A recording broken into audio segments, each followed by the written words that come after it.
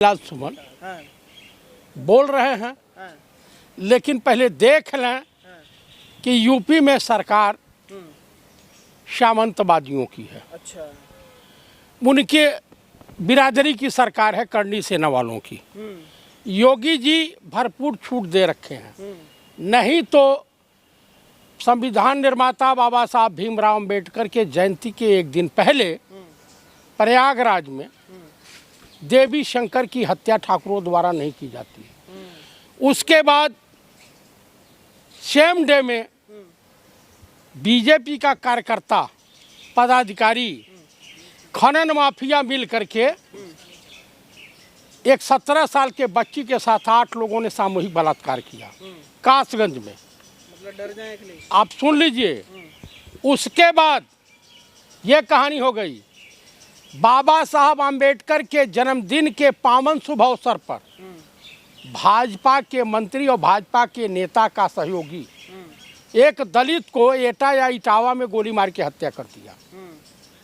समझ रहे हैं? समझ रहा हूँ पूरे मुद्दे। और पुलिस जो है हाथ पे हाथ धरे बैठी रही और तुरंत क्या है, प्रेम प्रसंग कहीं बना दे रही है, कहीं कुछ बना दे रही है, कहीं कुछ बना दे रही है। रामजी लाल सुमन पढ़े लिखे विद्वान आदमी है, नो डाउट, सीनियर लीडर हैं, नो डाउट। उन्होंने जो बयान दिया तथ्यों के आधार पर दिया, ऐतिहासिक बयान दिया। तमाम इतिहासकारों का मत यही है। जबकि राणा सांगा की हत्या बाबर ने नहीं किया था, उन्हीं के जितने चाटुकार मंडली उनके कुल खानदान के लोगों ने जहर दे के मार डाला था, घायल हो गए थे खनवा के युद्ध में। जो भी उस संघर्ष में जो हुआ, सभी लोग अपनी स्टेट बचाने के लिए। आप अब इस मुद्दे पे तो आइए। देखिए, अखिलेश यादव हाँ, को छेड़ने का मतलब है हाँ, कि उत्तर प्रदेश ही नहीं, हिंदुस्तान के ओबीसी को छेड़ दिया। अरे उनके परिवार तो उनके साथ नहीं है। इस किसके? धमकी पर डिंपल यादव चुप है, शिवपाल यादव चुप है। अच्छा, कोई कुछ बोल नहीं रहे और आप बिलबिला रहे हैं। आपको मैं बता दूं, शिवपाल यादव आपसे कहे कि मैं चुप हूँ, राम गोपाल जी आपसे फोन पर वार्ता किए कि मैं चुप हूँ, डिंपल यादव पत्नी उनकी हैं, तो कष्ट उनको होगा कि आपको होगा? आप तो रंडा मुंडा ठहरे।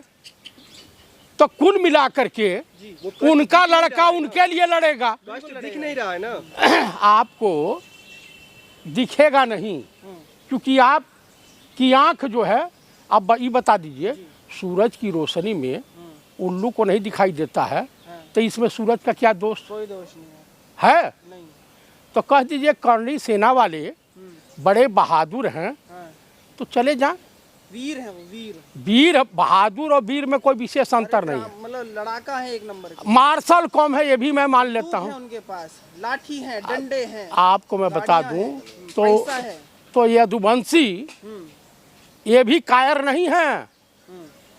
जान लीजिए, दुनिया का कोई भी पैगंबर और ऋषि महर्षि, यहाँ तक प्रभु राम जिनको हम प्रभु कहते हैं, उन्होंने भी दावा नहीं किया था कि मैं ब्रह्म हूँ, मैं ही ईश्वर हूँ, मैं ही सब कुछ हूँ, मैं ही भूत हूँ, भविष्य हूँ, वर्तमान हूँ।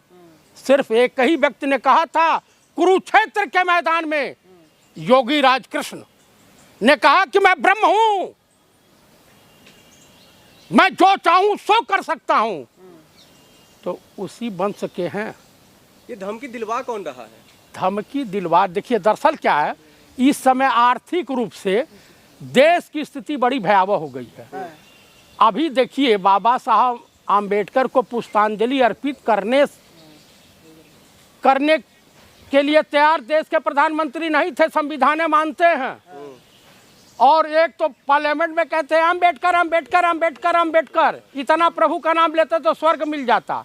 यानी स्वर्ग जाने का, अगर किसी को जाने की जल्दी हो, हिंदू बिरादरी के जो स्वर्ग जाना चाहता हूं, तो वो फ्रेंचाइजी इनके पास है, अमित शाह जी के पास। अच्छा, वहाँ रजिस्ट्रेशन करा ले, जल्दी स्वर्ग पहुंच जाएगा। सवाल ये है, गोली मार देंगे अखिलेश को करनी सेना वाले कार्यकर्ता? अरे भाई, हाँ, अगर गैस जितना पिछवाड़े से निकलती है, पैजामा फटता तो कपड़े का अभाव हो जाता।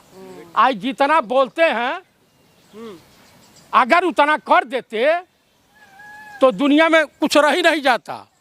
तो कुल मिला के मैं यही कहूँगा कि ऐसे फेंकने वाले बहुत हैं।